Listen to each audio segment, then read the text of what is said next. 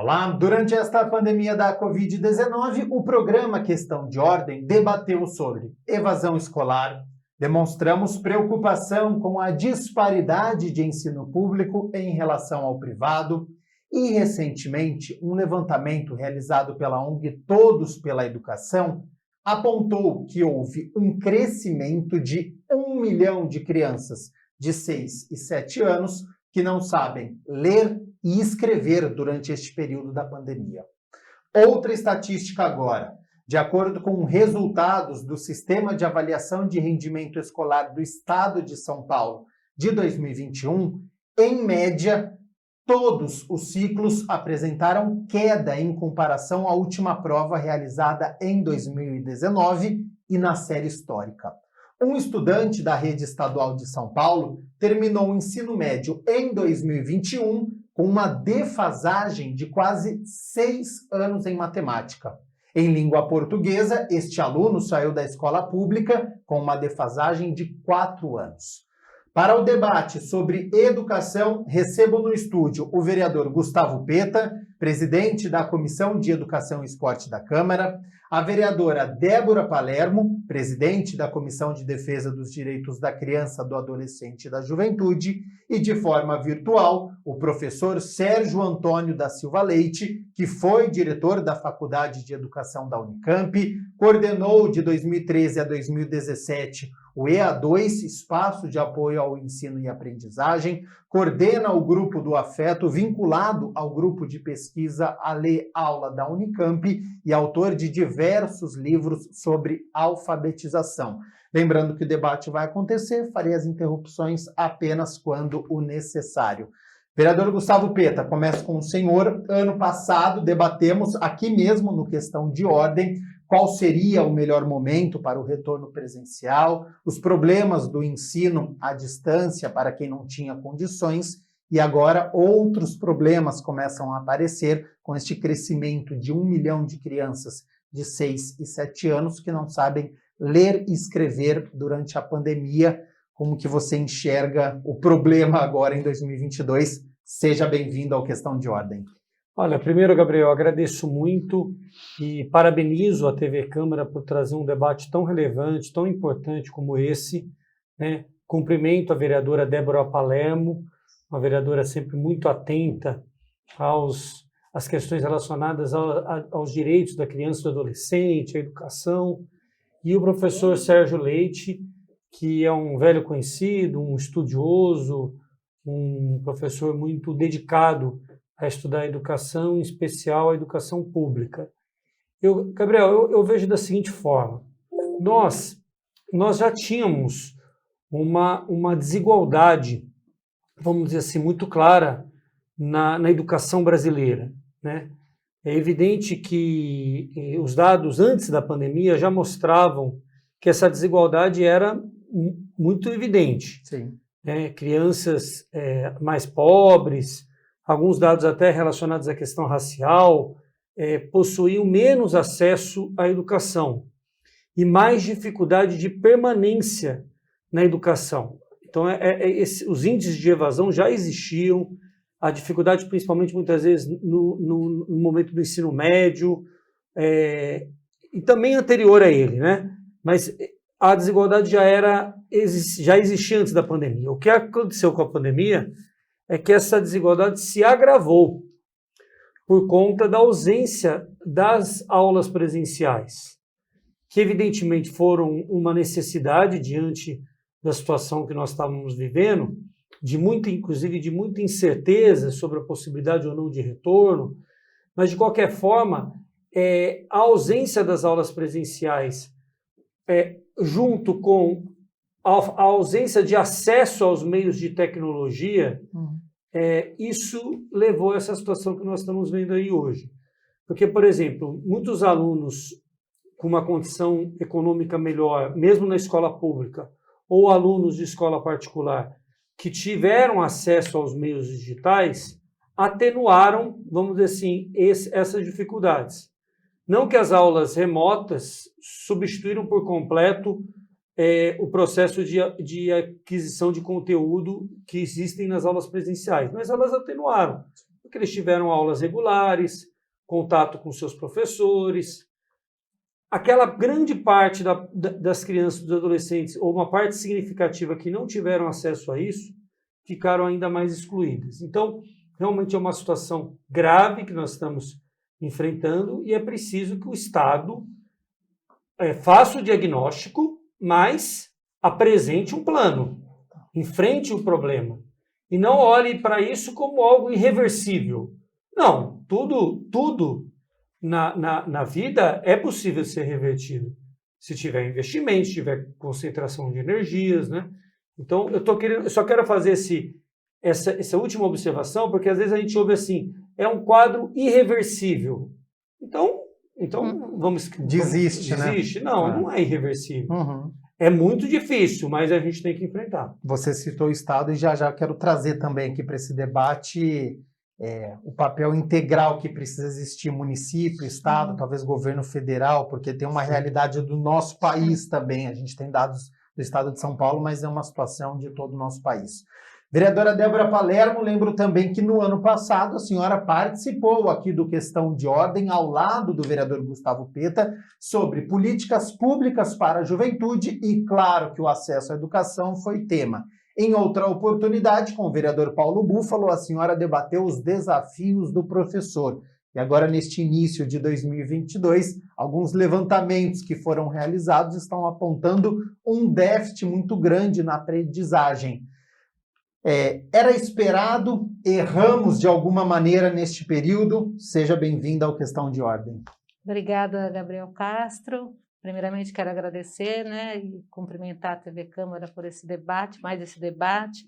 Cumprimentar o vereador Gustavo Peta, sempre atento a essas questões da educação, e o nosso convidado também, professor Sérgio.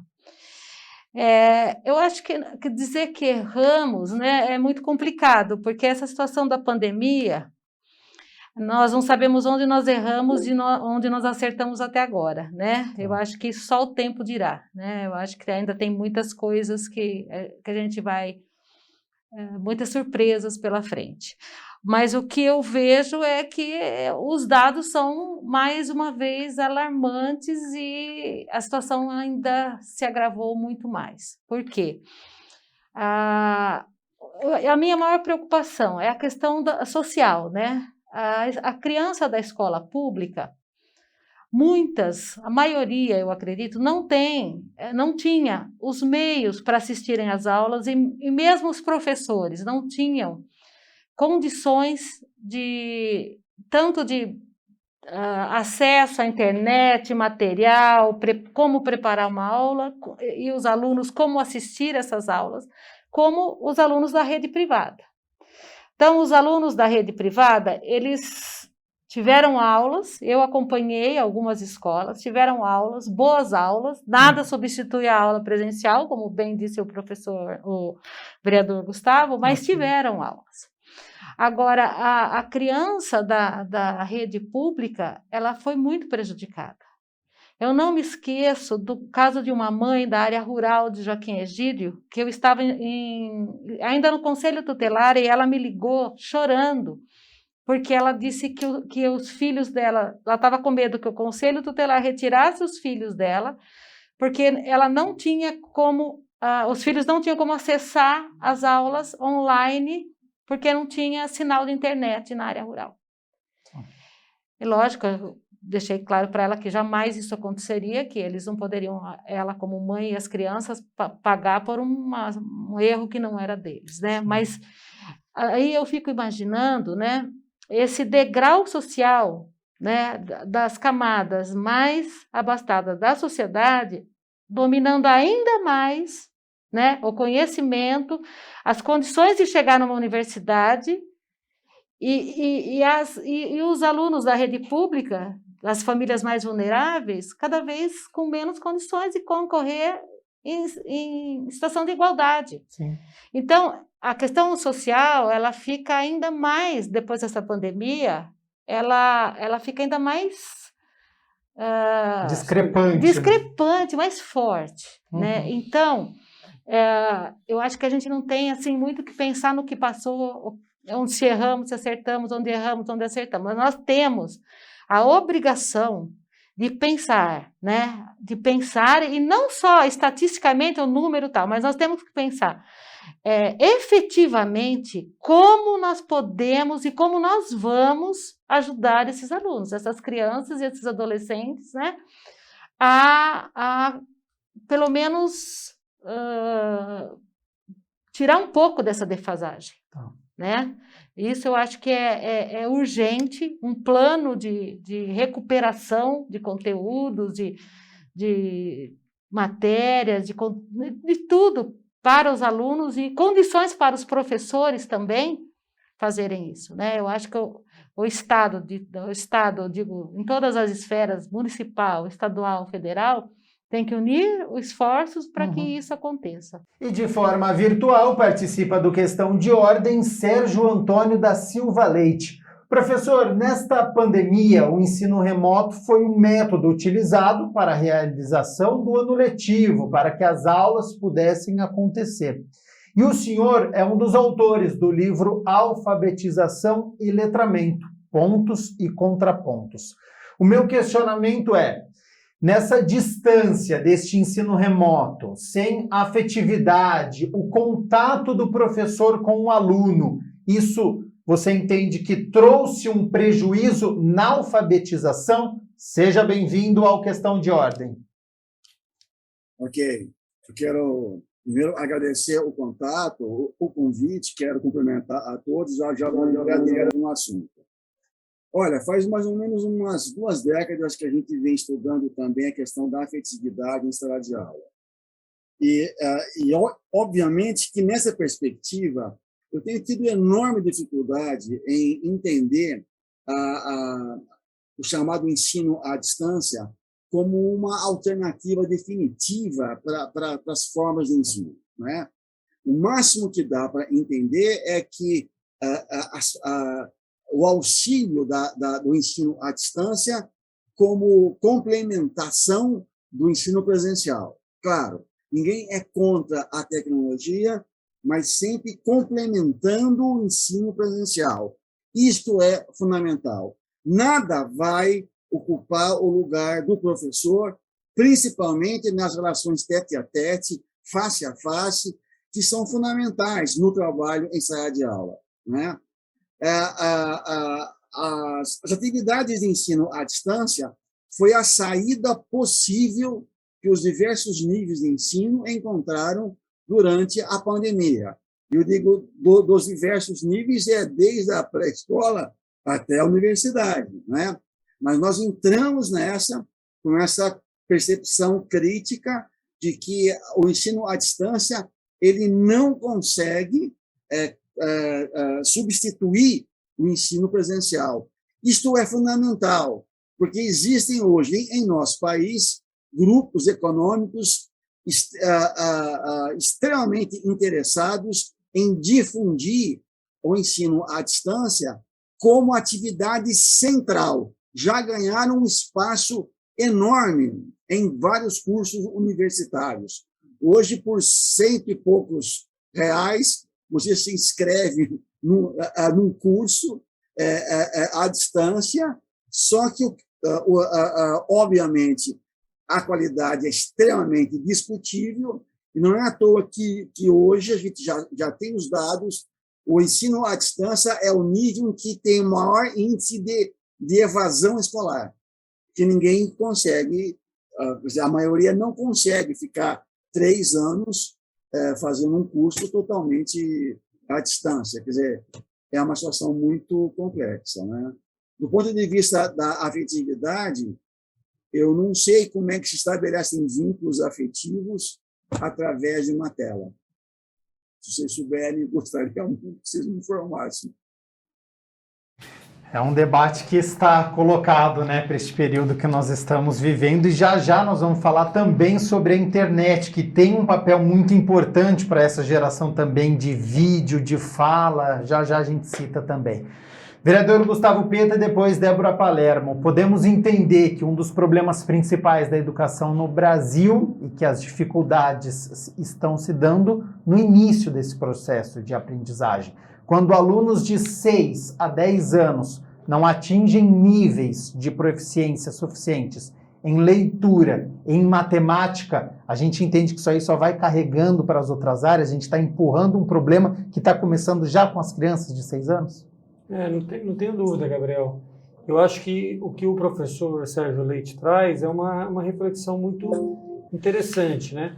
Porque até antes da pandemia, essa discussão acontecia com bastante força, né? A possibilidade da substituição das aulas presenciais pelas aulas virtuais. Eu acho que a pandemia, para todos aqueles que observam de maneira crítica o que ocorreu, é uma comprovação de que as aulas presenciais são insubstituíveis. É evidente que as aulas virtuais, remotas, podem servir de complementação, como observou bem o professor Sérgio Leite. Mas o centro, ainda mais quando a gente está falando de alfabetização, quando a gente está falando de um processo de formação, né? Alfabetização, aprender as operações Sim. da matemática, as questões que dependem muito desse vínculo também afetivo do professor com o aluno, né? Com a criança, com o adolescente. Então, acho que isso ficou muito claro. E quando você tem um problema na base, nos primeiros anos, na primeira infância, nos primeiros anos, isso acaba sendo levado para todo outro processo. Por isso que, na minha visão, é preciso ter agora um plano muito bem elaborado das secretarias de educação, apoiada pelo governo federal, para enfrentar o problema e não jogar o problema para frente. É preciso ter, a partir... lógico que a gente tem que ouvir os especialistas, gente que entende bem do letrado, vamos dizer assim, do assunto, mas é preciso ter uma complementação, é preciso pensar algum tipo de atividade complementar que possa ajudar essas crianças e esses adolescentes a adquirirem um conteúdo que eles não adquiriram ao longo desse processo, né? Ou então, às vezes, até prolongar um pouco mais os anos de aprendizagem. Eu não sei exatamente qual é a saída. Queria até ouvir o professor depois, Sérgio Leite, sobre isso, mas algo precisa ser feito, porque senão a gente só vai transferir o problema para o futuro. E aí sim ele pode ser irreversível, porque determinados níveis de conteúdo que se não aprende num determinado momento ficam muito mais difíceis de adquirirem depois. Vereadora, como é que você enxerga este problema? Já começa com 6 anos até 10, problema de aprendizagem, de leitura, de matemática, e depois esse problema vai sendo levado adiante? Com certeza, vai repercutir em todo outro aprendizado, né? Sem a base, é como uma casa. Se você errar no alicerce, a casa ela fica comprometida, né? A base não sendo boa, a criança vai levar esse déficit para o resto da vida, às vezes. Mas eu vou, além disso que o professor Sérgio falou e que o vereador Gustavo Peta falou, eu quero fazer mais assim uma reflexão aqui. Eu acho que o problema também está na formação dos professores, como ela vem se dando. Eu vou falar uma experiência minha. Eu fui fazer a pedagogia, complementação, porque eu já sou professora, já tinha feito magistério, fiz educação física, mas eu fui fazer a complementação em pedagogia. E falei, eu não vou sentar 4 anos num banco de universidade, eu já estou para aposentar, mas eu queria trabalhar com escola, com a questão pedagógica. E eu me inscrevi num dessas faculdades que a gente ia 2 vezes por semana, acho que eram 2 vezes por semana. Eu não consegui frequentar. Por quê? Eu fui, acho que uns 2 meses, e eu ia naquelas aulas, uma sala super lotada, meninas todas no celular, batendo papo, a professora lá na frente só passando um telão, eu e mais umas 2 pessoas prestando atenção, fazendo os trabalhos, e o restante só colocava o nome. Até certo dia eu fui na frente da sala e falei com a sala.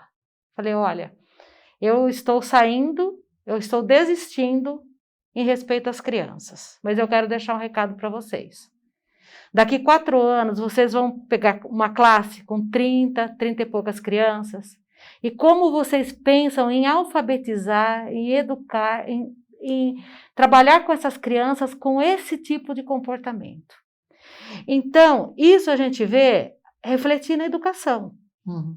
O que acontece? A menina que vai fazer pedagogia na Unicamp, ela vai fazer o curso presencial, depois ela faz um mestrado, ela faz uma pós-graduação. As escolas particulares, essa menina sai de lá com emprego na escola particular. Ela está qualificada Ela para está exercer. bem qualificada, ela está preparada para a educação. E as nossas crianças, que o governo do estado paga um salário pífio, terrível, vão ficar na mão dessas meninas que estavam ali naquela sala comigo, que não estavam preocupadas com a educação da criança, que não estavam preocupadas em aprender para ensinar. Porque educação, ser professor, não é só dizer, mas é um sacerdócio, você tem que ter muito amor. Você tem que amar muito o que você faz. Então, eu acho que a primeira coisa que deveria acabar, no meu ponto de vista, é essa questão de ser a distância, a formação desses profissionais. E depois, valorizar esses profissionais, concomitante. Valorizar os profissionais. O professor, ele precisa ser bem pago, reconhecido, porque muitas meninas que foram minhas alunas e meninos falavam para mim: eu gostaria muito de ser professora, mas para ganhar o que vocês ganham? Então, é uma reflexão que nós temos que fazer, trazer ao debate e fazer, né?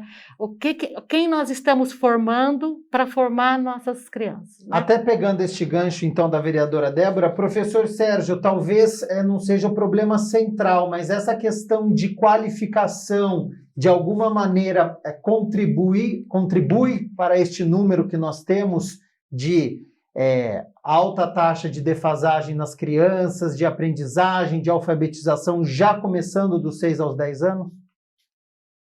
Então, tem muitos fatores que estão sendo colocados na mesa aqui, que cada um deles mereceria praticamente uma análise, né?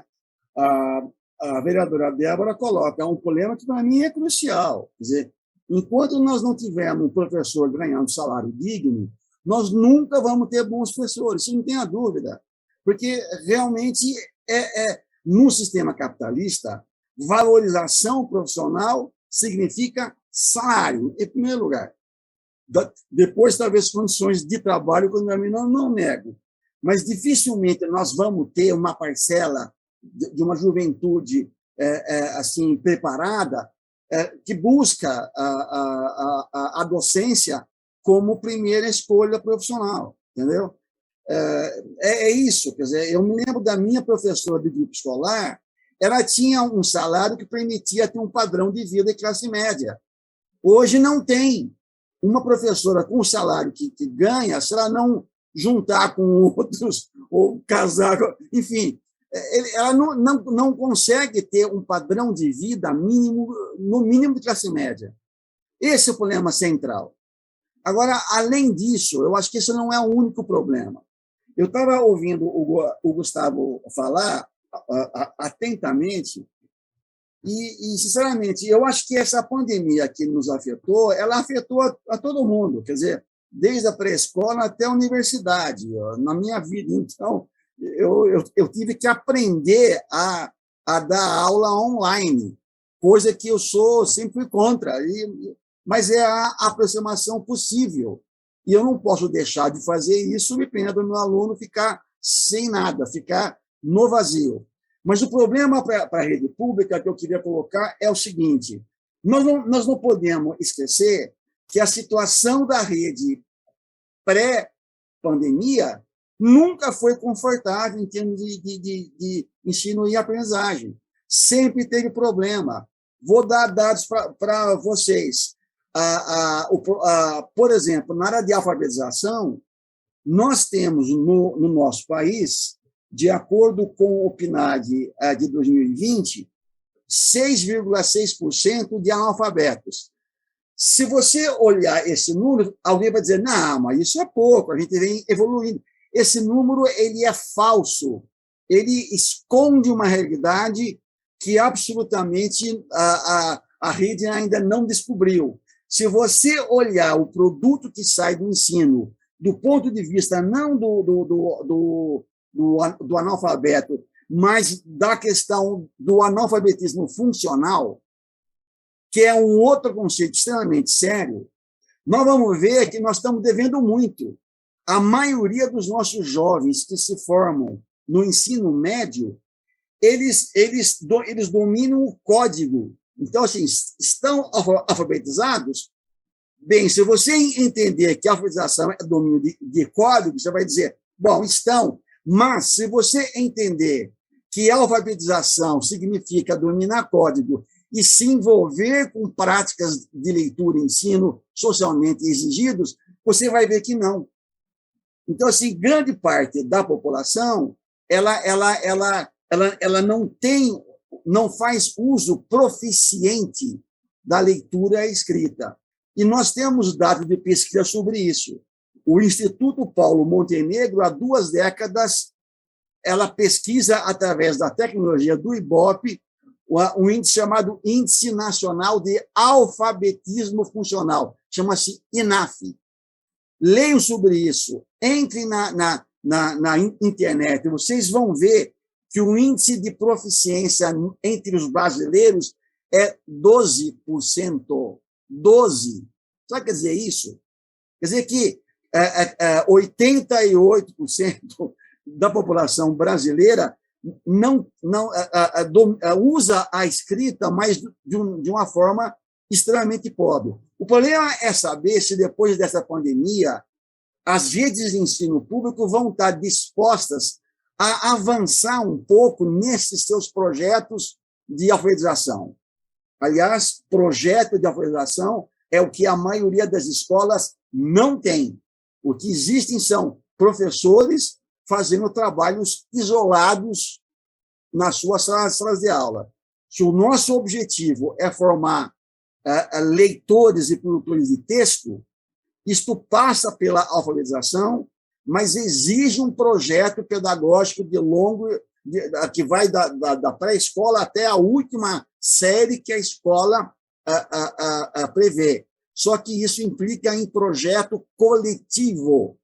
Esse é o grande desafio que, infelizmente, eu não consigo ver nem nas escolas, na maioria das escolas particulares, e em pouquíssimas escolas públicas. Professor, recentemente eu acompanhei uma reportagem com uma professora e ela contou que ela começou a dar aula no ensino superior e aí ela estava empolgada, ela trouxe textos de autores consagrados, ela tinha pensado em fazer grandes debates. E aí uma aluna dela não sabia fazer parágrafo, não sabia escrever um período.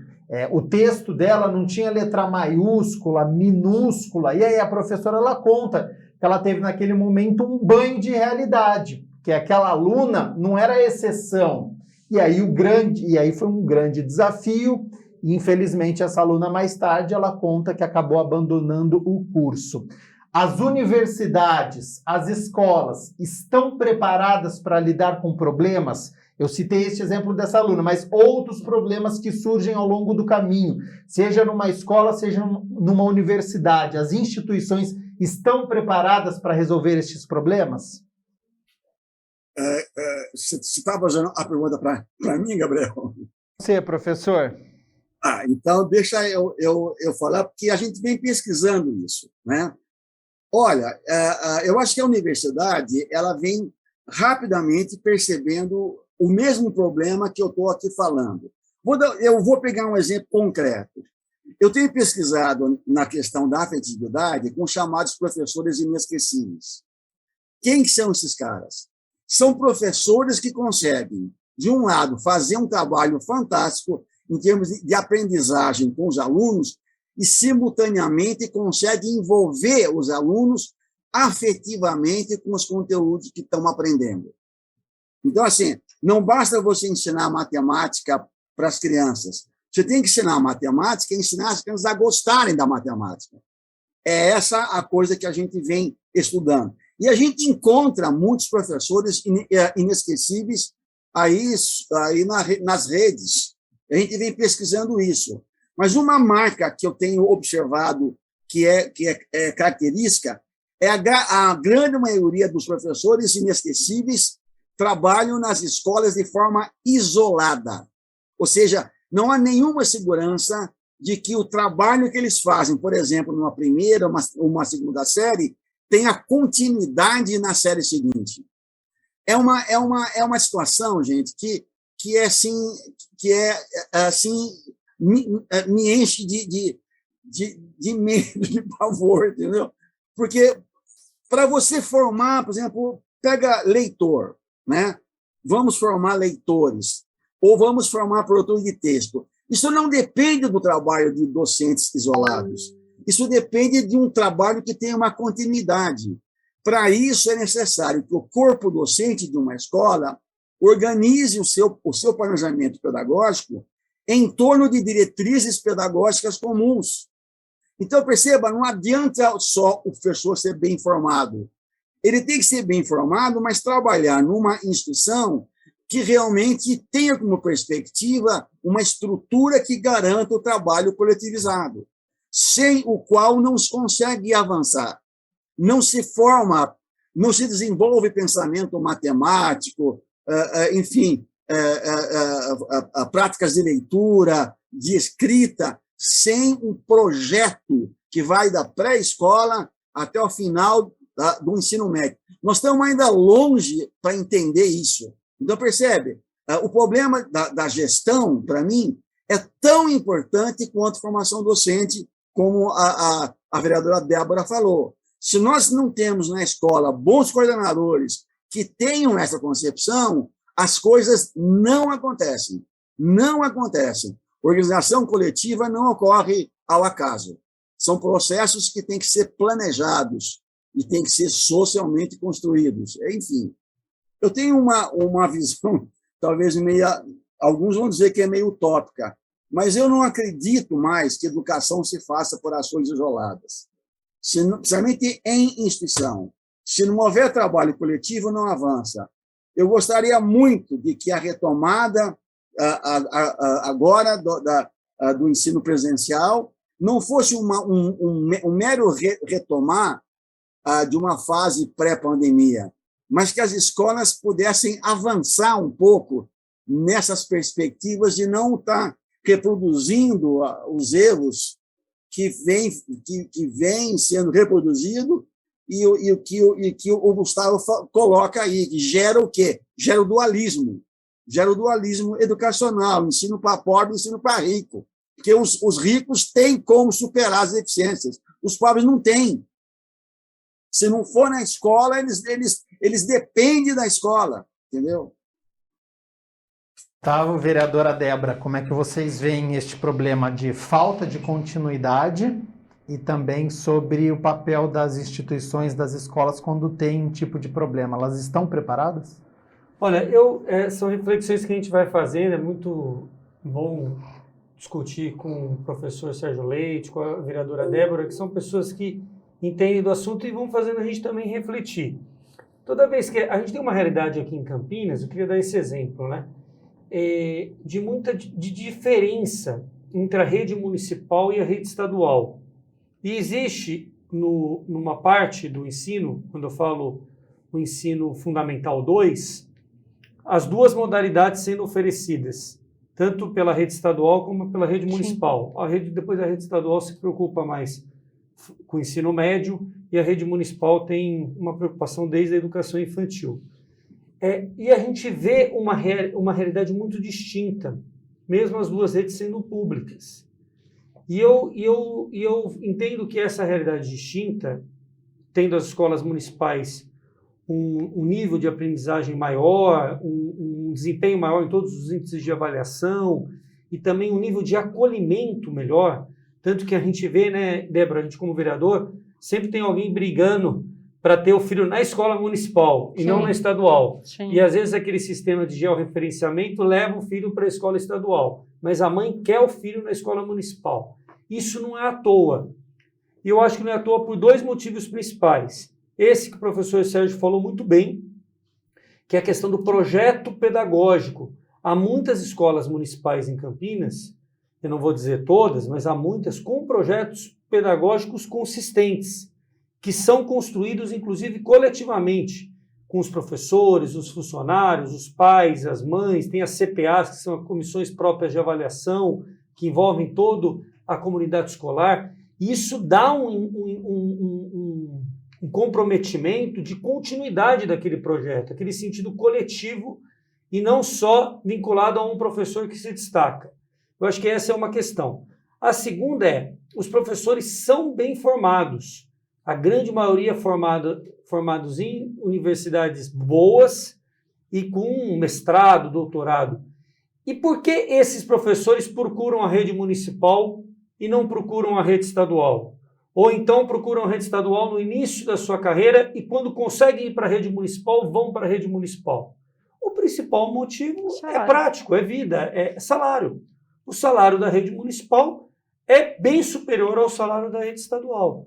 Então, aqui é um exemplo claro de que é possível, sim, ter escolas públicas boas, com qualidade, mas precisa ter salário e valorização, precisa ter formação e precisa ter esse projeto que dê sentido de continuidade. Então, são essas questões que ficam muito claras e esse apelo que o professor Sérgio faz, eu acho que tem que ser levado em conta pelas autoridades. Que essa retomada seja a partir disso. Porque senão a gente vai repetir os mesmos erros. Né?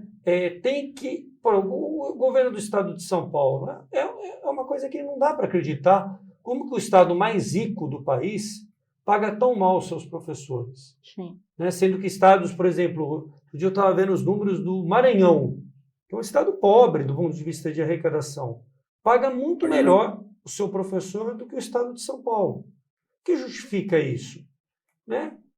Evidentemente que são as prioridades que os governos vão tomando ao longo da sua história.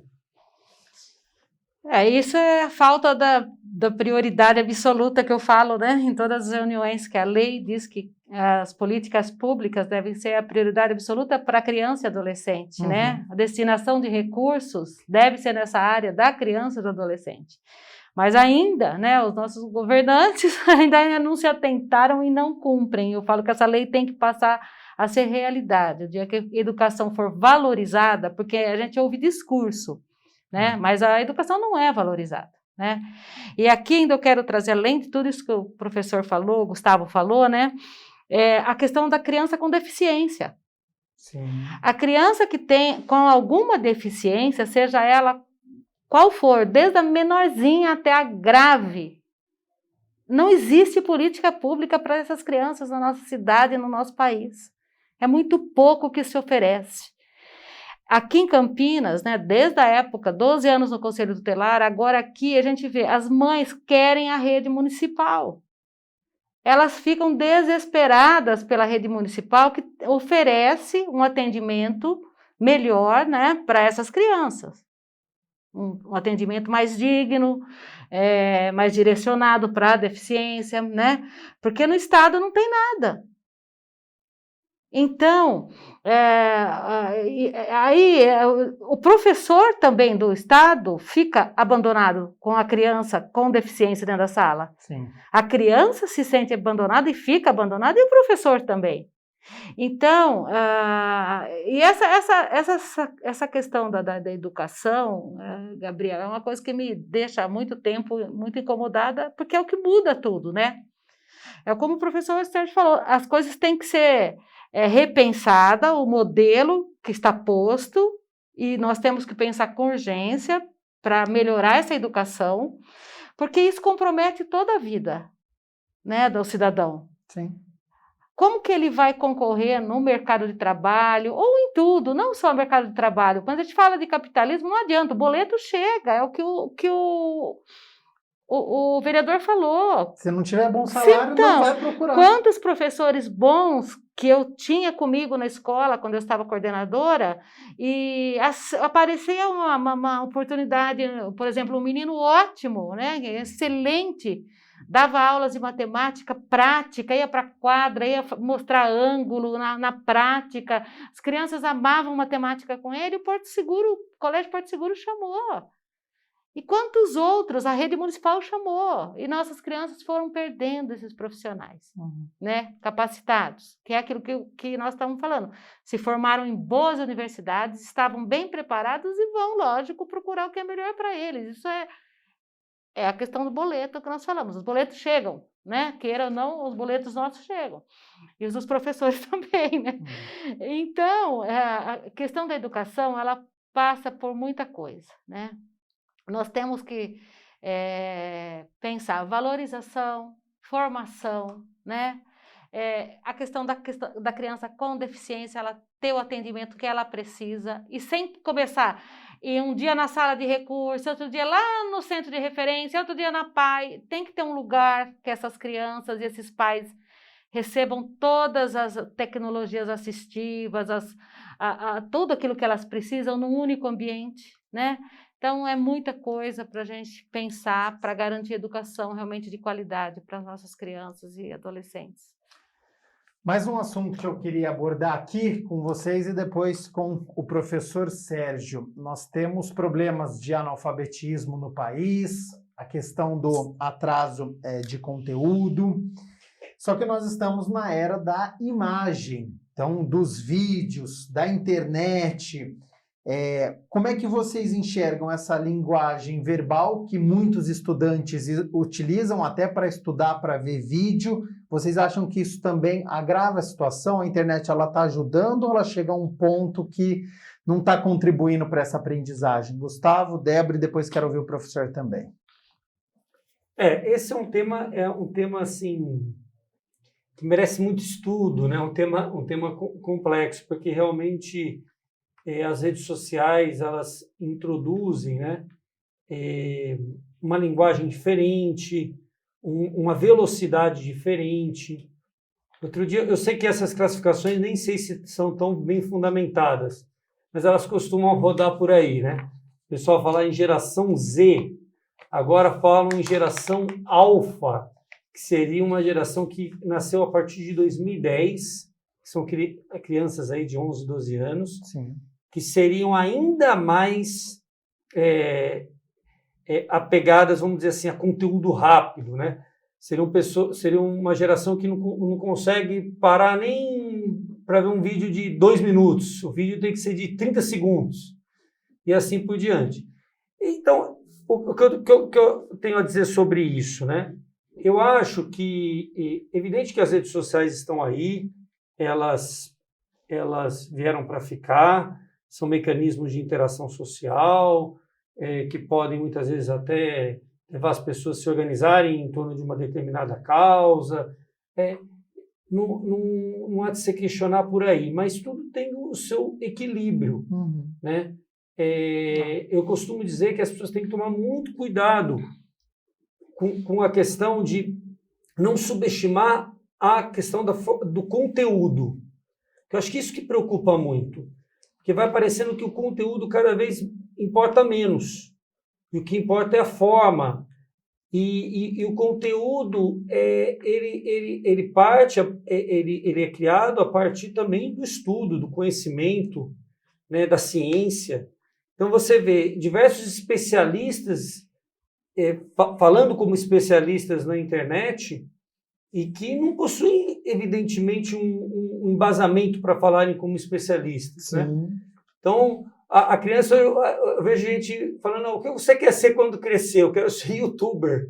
Mas como assim você quer ser youtuber? Você pode até ser um youtuber, mas você tem que ser antes um cientista, um pedagogo, Ou que tipo de conteúdo que você quer passar? Um biólogo, um médico, Sim. um advogado. E a partir daquele conhecimento, você pode transmitir o seu conteúdo através do YouTube ou através de outra plataforma. Eu só estou dizendo isso porque isso me preocupa um pouco, né? Como as pessoas vão adquirindo informação de forma crítica ou, de certa forma, contaminadas por esse ambiente em que o conteúdo cada vez importa menos. Então, o que eu acho que, para mais o papel da escola talvez formar essas crianças para ter uma capacidade crítica.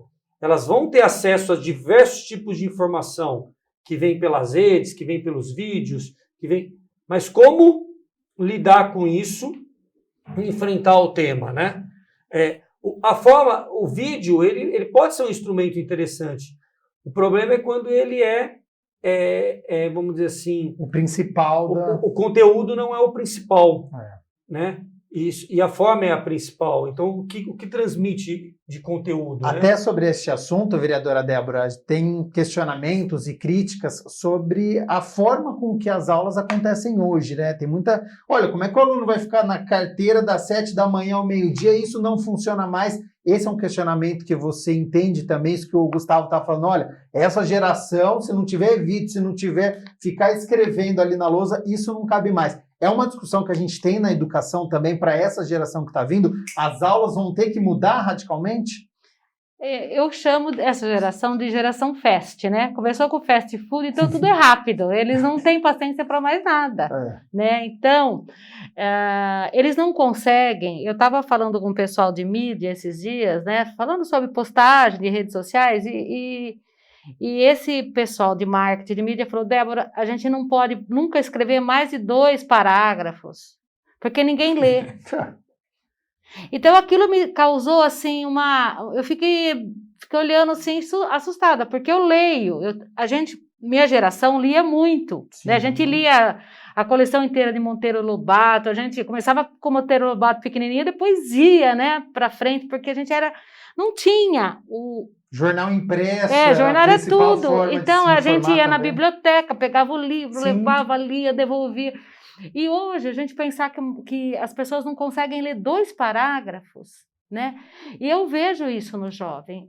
Se você dá um vídeo, vocês podem fazer essa experiência, um vídeo de 5 minutos para uma criança, um jovem assistir, eles a primeira coisa mas 5 minutos? Acha muito. Acha muito. Então, as redes sociais, se você souber usar, né, ela é muito útil. Por exemplo, eu conheço pessoas que assistiam aulas durante a pandemia para prestar vestibular, aulas pela internet, conseguiam ficar assistindo tardes inteiras a aula por internet. Mas a maioria, né, não consegue, porque a rede social ela te traz muita informação, mas informações rasas, né? Muito superficiais. Todo mundo sabe tudo, mas tudo por cima e sem nada certo também, né? Só então, superficial. Nós não. A nossa, assim, eu falo minha geração, vocês são bem mais novos que eu. A nossa geração, a gente se aprofundava nas informações, porque eram menos informações. Hoje, a gente tem acesso a muita informação em pouco tempo, o tempo todo. Então, a questão, eu vejo muito também isso, assim, às vezes eu me questiono, o professor Sérgio deve saber alguma coisa sobre isso, se essa questão do transtorno de hiperatividade e déficit de atenção também não está atrelado a isso, porque a criança fica vendo muita informação o tempo todo, aí o cérebro dela pensa 1000 coisas ao mesmo tempo, lógico. O acesso que ela está tendo. O número de informações que uma criança tem hoje é assustador, né? E isso pode estar trazendo essa consequência de hiperatividade, de déficit de atenção, né? Mas são questões que eu gostaria de estudar, mas eu ainda não tive tempo. Professora, então quero te inserir neste debate, né? Já que nós estamos falando de internet, de redes sociais, porque está cada vez mais evidentes, né? Que as pessoas estão com problema de compreensão de textos. Eu vejo diversos jornalistas reclamando que eles escrevem uma coisa e as pessoas interpretam de outra maneira. Como é que você enxerga este papel de internet e até de que forma que o vídeo vai entrar e vai modificar as aulas? Então, vamos combinar uma coisa. Eu acho que a tecnologia é inevitável, certo? Está aí, né? Está aí a internet, celulares, as coisas estão aí, né? Obviamente que os pais estão preocupados como é que os filhos usam e tal, né? Mas eu queria deslocar a discussão para a questão da formação da cidadania. O que significa isso, certo? Se você olhar o que o sujeito consegue através das imagens e dos vídeos, o que ele consegue, e eu concordo plenamente com a vereadora Débora, é um conhecimento absolutamente superficial. Ele fica na superficialidade das coisas.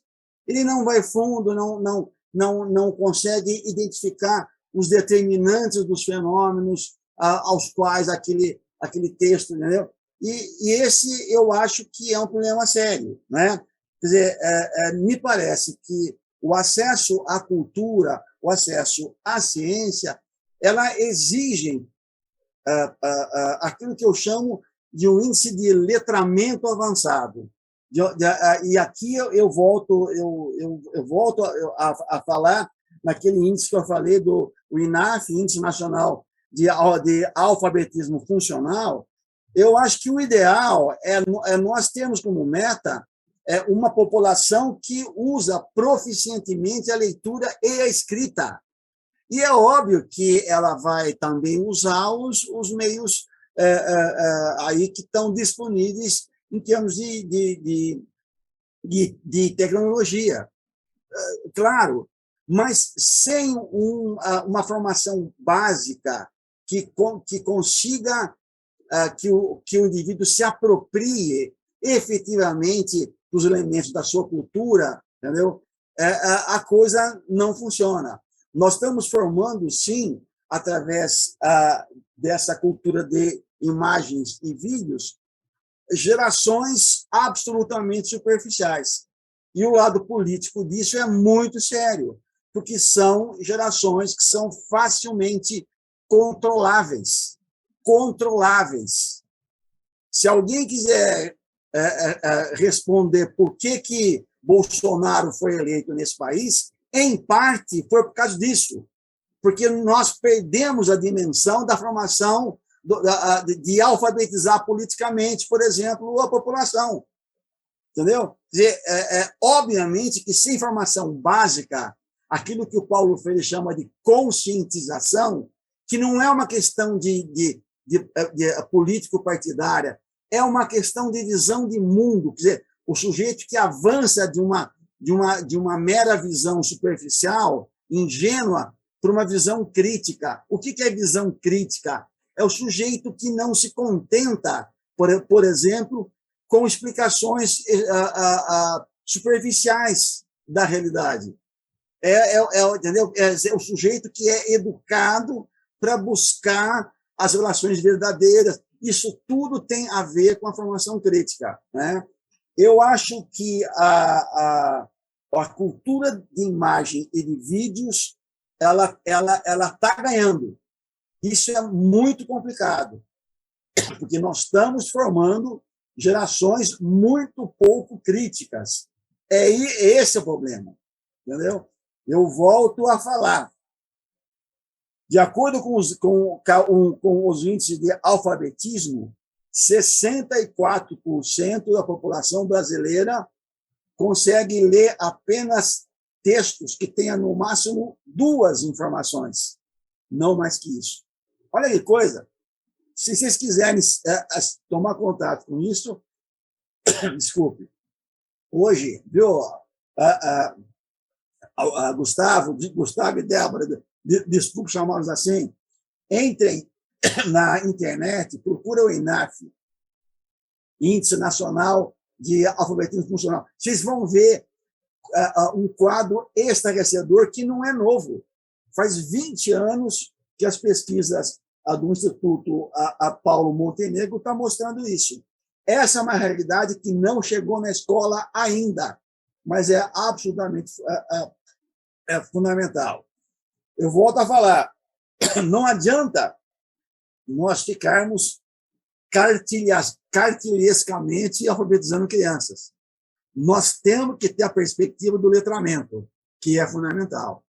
A parte desse processo passa pelo domínio do código. Mas se eu entender que alfabetizar é só dominar código, eu estou numa visão absolutamente tradicional. E eu sei que muitos professores ainda estão nessa perspectiva. E aí você vê isso em escola, desde pública, particular, você identifica grupos que avançaram, né? Então, eu acho que é um problema geral. Eu queria só lembrar que na escola particular a gente encontra os dois extremos, as melhores e as piores escolas. E Gustavo e Débora, como que a gente encontra este equilíbrio? Da mesma maneira que o professor ele diz que a internet ela é fundamental e ela veio para ficar, e de fato a gente está vendo isso acontecer, né? Cada vez mais as pessoas estão com acesso às redes sociais, agora na pandemia, né? Aqueles estudantes que às vezes não tinham celular, não tinha computador, mas arrumavam um jeito de tentar assistir essa aula de maneira remota. Como que a gente encontra este equilíbrio para a gente utilizar a internet para um lado que nos auxilie para aproximar da informação e do outro lado para não ficar só na cartilha? Isso parte dos pais, das instituições, como é que a gente encontra esse equilíbrio? Acho que esse é um grande desafio, né? A gente estava falando sobre essas consequências que existem, assim, de pouco aprendizado, de uma coisa muito superficial, é verdade, e também tem um outro fator vinculado também à saúde mental, né? Que os números mostram, por exemplo, o número de crianças que possuem hoje crise de ansiedade, possuem até crise de ansiedade que levam a uma situação até um pouco mais grave, e que também é provocada por isso, né? Por essas expectativas geradas pelas redes sociais, né? Pela cultura do cancelamento, pela questão da afirmação a partir da exposição da sua imagem.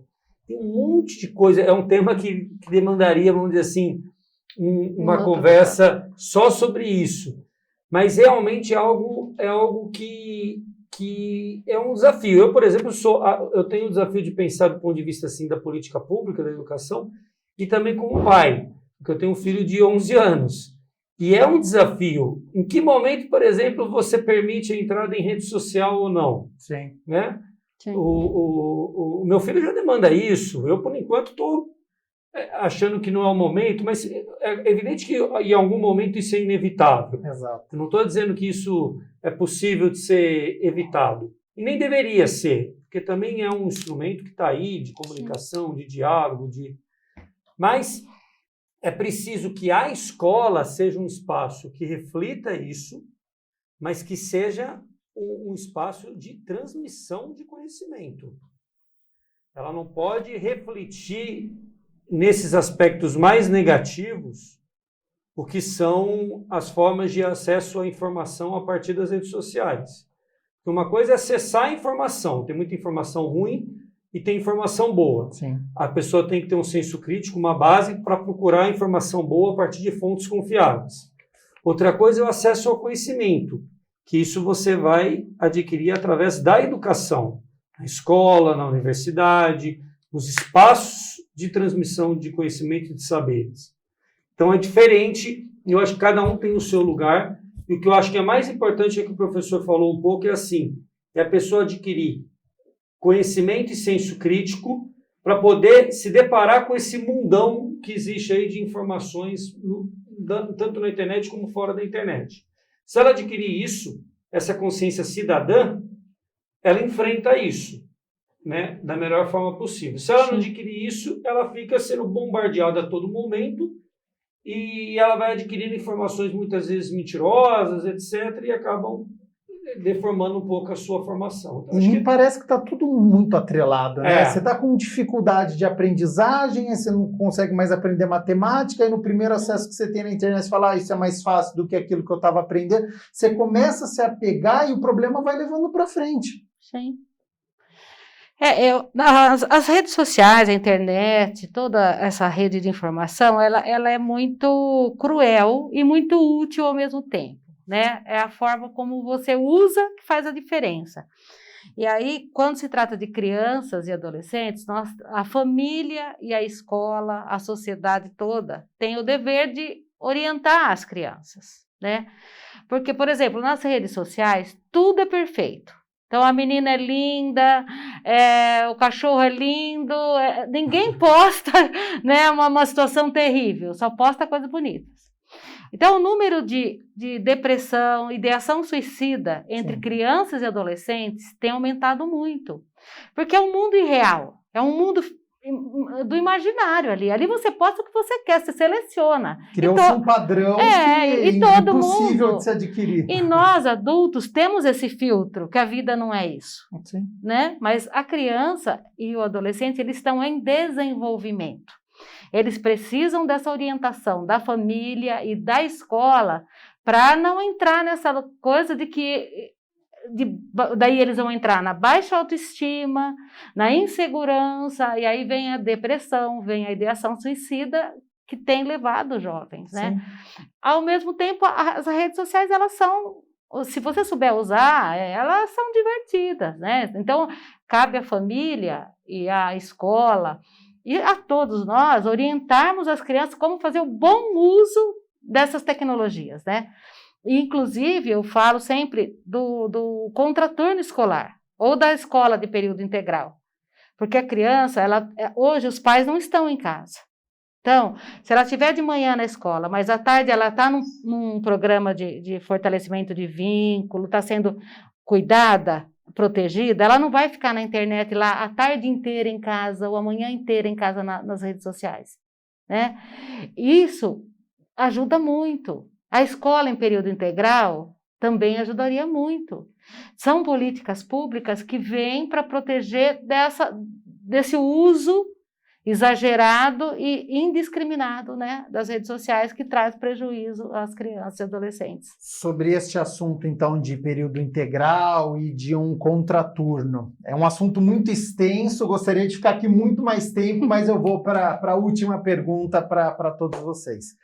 Começo com você, vereador Gustavo Peta, porque de acordo com o levantamento realizado pela ONG Todos pela Educação, os alunos do 9º ano da rede estadual têm o conhecimento adequado para o 7º ano. Lembrando que essa é uma fase de transição, os estudantes estão chegando ao ensino médio com pelo menos 2 anos de defasagem nos conteúdos. Outro exemplo, um aluno que estava no 5º ano, em 2021, apresenta uma proficiência de um estudante do 3º ano. E a gente sabe que também é um período de transição, ele está chegando ao ensino fundamental. Peta, você tem conhecimento, está em prática um programa de recuperação ou, infelizmente, a tendência é empurrar esse aluno para os anos seguintes? A partir deste ano de 2022, o que deveria ser feito para a gente diminuir esse tempo? É um programa de recuperação? É um contraturno? É período integral? Como que a gente consegue resolver, pelo menos neste início, essa situação? Essa questão é assim, eu vou um pouco pela linha de que a gente até já debateu aqui, né? Eu acho que o problema é você mudar a visão, a concepção que você tem sobre a educação, enquanto prioridade, vamos dizer assim, do Estado. Eu acho que eu não estou aqui diminuindo as possibilidades de você ter algum plano assim de recuperação, ter aula de reforço no contraturno, verificar situações mais difíceis e ter algumas ações pontuais nesse sentido por conta dos efeitos da pandemia. Eu acho que isso deve ser pensado e, de acordo com a realidade de cada rede, deve ser colocado em prática. Mas isso só vai atenuar um pouco os problemas, né? Eu acho que para você realmente enfrentar a questão, teria que ter realmente uma política pública consistente relacionada à educação, que leve em conta os aspectos que a gente já debateu aqui, né? A questão da valorização dos professores, formação dos professores, projeto pedagógico permanente, consistente para as escolas, mecanismos que possam gerar protagonismo juvenil dentro das escolas, que possam valorizar os alunos como também protagonistas do processo da comunidade escolar, não só como receptores. Então, você tem várias diretrizes que precisariam ser pensadas e tendo como uma questão central o investimento. Investimento principalmente na valorização dos profissionais, para ter continuidade. Estava até conversando aqui com a vereadora Débora, num determinado momento do ensino médio, eu estudei na escola Arimbu de Freitas, escola estadual. Sou de outra geração, mas já sou de uma geração em que a escola pública estava sucateada, estava sendo universalizada, né, porque ocorreu isso nos anos 90, né, ela foi sendo universalizada, mas precarizada. Eu estudei no Aníbal de Freitas. O que eu vi ali que era o principal problema? Era você ter no mesmo ano 2, 3 professores de matemática. Porque um professor ficava alguns meses, conseguia um outro emprego melhor, saía. E aí você ficava ali um mês de intervalo, até chegar um novo professor, e aí o outro novo professor chegava com um novo programa, porque a escola também não tinha um projeto pedagógico mais consistente, e a coisa era de muita descontinuidade. Quando você tinha ali um professor o tempo todo, etc., já era muito melhor.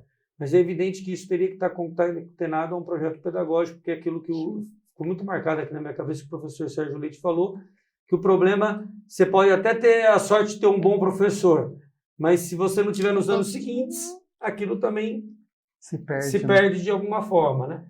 Então teria que ter uma nova forma de ver a educação, um projeto consistente, com muito investimento, para que a gente possa recuperar essa defasagem que existe, que já era grande antes da pandemia e que, evidentemente, ficou ainda mais visível, ainda mais gritante pós-pandemia.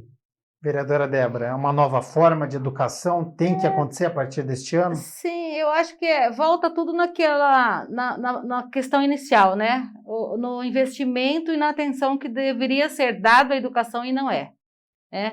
Para que tudo isso aconteça, nós temos que ter a educação como prioridade. Os 25% que tem que ser investido na educação, ele tem que ser além disso, se for necessário, para criar um novo projeto, né? Hoje, a gente vê a escola muito sozinha, né? A escola, ela deve fazer o projeto pedagógico, construir junto com a comunidade. Isso traz o pertencimento. Você tem que trazer os pais, a comunidade para dentro da escola, para que o aluno valorize a escola, a comunidade valorize a escola e juntos pensem naquilo que eles querem, no qual projeto é interessante e legal para aquelas crianças.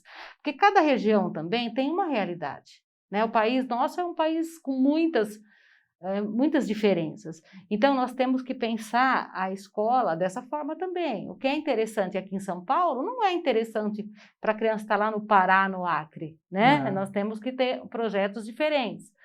E o que a sociedade, qual é a parte da sociedade nisso? A sociedade, ela tem que cobrar junto conosco que a educação seja prioridade absoluta. Porque a gente só vai construir um país melhor, cidadãos conscientes, críticos, responsáveis, cientes dos seus deveres e dos seus direitos, quando a educação for valorizada. Não existe forma de mudar o país sem uma educação de qualidade. Mas os pais, eles têm que, ao invés de criticar o professor, de criticar a escola, de bater, ele tem que valorizar a escola. Ainda que o professor seja ruim, eu falo isso vou dar o exemplo do Conselho Tutelar. Vocês já me ouviram falar isso aqui. Por pior que seja a ação do Conselho Tutelar, eu jamais vou falar mal do Conselho Tutelar. Porque o órgão não pode cair em descrédito. O conselheiro passa, o órgão fica. Ele tem que ter credibilidade. Por que ele tem que ter credibilidade? Para que a denúncia chegue e a criança seja alcançada. A mesma coisa a escola. A sociedade, os pais, ao invés de só ver a escola, como muitos veem, isso é um erro, um depósito de criança, ele tem que participar, e isso é lei. O pai tem que participar da vida escolar do filho. Ele tem que acompanhar a vida escolar do filho. Isso fortaleceria muito a escola, valorizaria muito a educação e a criança começa a ver a escola também com outros olhos, né? Então, é muita coisa que nós temos que pensar, mas o principal é que a educação seja realmente prioridade absoluta na destinação de recursos, nas políticas públicas. Nossa cidade, Campinas, nós temos mais de 3.500 crianças em fila de espera em creche. Nossa. É a idade do afeto, do contato, do cuidado. É a primeira infância. Nós temos uma lei de primeira infância. Nós temos que sanar esse problema. Nós temos que sanar esse problema. Na mão de quem estão essas crianças hoje? Quando a gente fala em números, Gabriel, isso me deixa muito assustada. Esquecendo que cada uma dessas crianças é um ser humano, Claro. é um cidadão que tem direitos e que estão sendo violados desde agora. E aí depois a gente quer que o cara chegue lá na frente e saiba votar. Que crítica ele vai ter? Que cidadão nós estamos formando? Né? Então, tudo isso começa com a criança. Quando eu bato nessa tecla de que criança e adolescente tem que ser prioridade absoluta, não é que eu não olho para outras políticas, é que as outras políticas só vão melhorar quando isso acontecer. E para encerrar, professor Sérgio, fique à vontade para comentar também este assunto que nós estamos lidando aqui, dessa defasagem que eu citei de 2 anos nessa rede estadual. E para encerrar, vou repercutir para o senhor também, professor, uma frase dita pelo secretário de Educação do Estado, o Rocieli Soares, porque ele diz, abro aspas, aquilo que já era ruim ficou pior. Estou usando uma frase que já foi muito publicizada para dizer que o ensino médio já estava no fundo do poço e a pandemia mostrou que podia piorar, fecho aspas. Então, para encerrarmos, os primeiros passos para sairmos deste fundo do poço, professor Sérgio? Então, eu queria trazer mais uma questão. Eu estou preocupado em não estar repetindo as questões que o Gustavo e a Débora já puseram, mas eu queria compartilhar com vocês a universidade, no caso a minha, a Unicamp, pesquisa muito a escola, né? E a gente sabe que dificilmente o conhecimento que é produzido lá chega na escola. Olha, é raro. Mas, enfim, esse é um outro problema que nós temos que depois pensar um pouco. Mas o meu grupo de pesquisa, por conta da questão da afetividade, nós caímos na questão do projeto pedagógico da escola, e caímos na questão da organização, do trabalho coletivo na escola, e vários pesquisadores do grupo olharam, fizeram suas teses, buscando identificar que fatores facilitam ou dificultam a organização coletiva de um corpo docente numa escola. É uma questão aparentemente simples, mas é uma tese que dá um trabalho doido. Primeiro, para ter acesso a uma escola que abra as portas para poder ser auscultada, eu acho que não é fácil. Mas a gente sempre encontra. E uma das variáveis que me parece muito presente naquelas escolas públicas ou particulares que avançam na questão da organização coletiva diz respeito à qualidade do gestor da escola.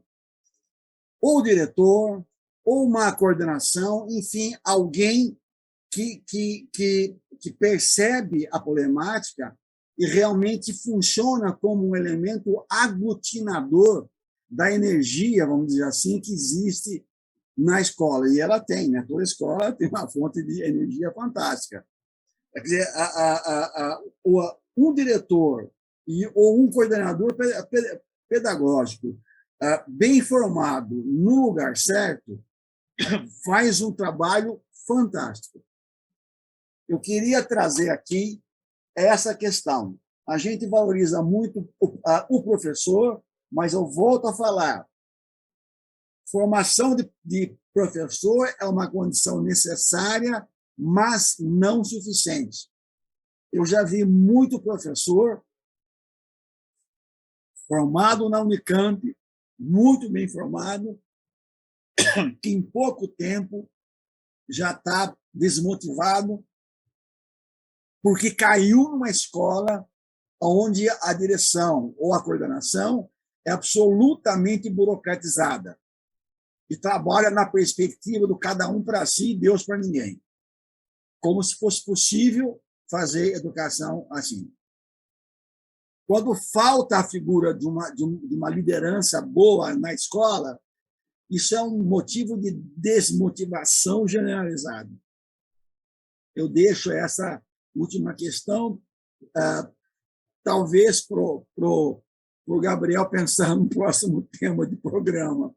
que isso aí dá pano para manga. Sombra de dúvidas, esse é um assunto muito extenso, importante, que eu gosto de debater aqui no Questão de Ordem, tanto é que no ano passado citei um pouco aqui, né? A gente falou bastante aqui sobre educação, sobre esse ensino à distância, a dificuldade dos nossos alunos, e essa questão trazida pelo professor, eu acho que ela é fundamental mesmo, né? Essa valorização dos diretores, dos coordenadores, para dar essa condição de trabalho, para motivar esses professores, passa pela questão salarial.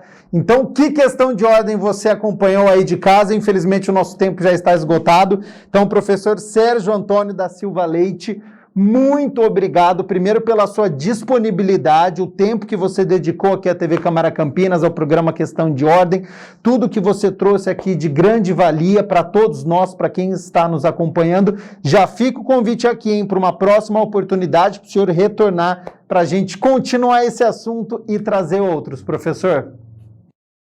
Pois não, eu queria agradecer profundamente esse convite. Queria deixar um abraço a você, Gabriel, a Débora, que fiquei conhecendo hoje, e ao Gustavo, que é meu velho conhecido. Gustavo, um abraço para o seu pai e sua mãe, hein? Nós aqui agradecemos a presença do professor, vereador Gustavo Peta, presidente da Comissão de Educação e Esporte da Câmara de Campinas. Também muito obrigado pela disponibilidade do seu tempo. Sei que você tem outros compromissos, então agradeço a sua participação aqui até o final do nosso Questão de Ordem, e também já fica o convite aqui para uma próxima oportunidade para a gente poder debater, já que educação é muito extenso. Não, eu que agradeço, Gabriel, um debate riquíssimo. Acho que a participação do professor Sérgio Leite nos ajudou bastante, né, a trazer, né, todo o conhecimento que ele tem, toda a experiência. A gente tem uma enorme admiração pela pessoa e por toda a trajetória do professor Sérgio Leite. Agradecer também a vereadora Débora Palermo, sempre um debate rico. A gente vai chegando a convergências, né, a partir de pontos de vistas distintos, mas sim, com objetivos muito semelhantes. O debate é sempre também muito rico, com a vereadora Débora, e agradecer a TV Câmara pela oportunidade, estamos sempre à disposição para novos debates. Nós aqui agradecemos, vereadora Débora Palermo, presidente da Comissão de Defesa dos Direitos da Criança, do Adolescente e da Juventude aqui da Câmara de Campinas. Agradeço a sua disponibilidade do tempo também e já faço o convite aqui para uma próxima oportunidade para você retornar aqui ao programa. Eu que agradeço, Gabriel, agradeço a oportunidade de ouvir, né, o professor Sérgio, o vereador Gustavo. Esse tema de educação é um tema que é a parte que eu mais gosto da política, é discutir esses temas.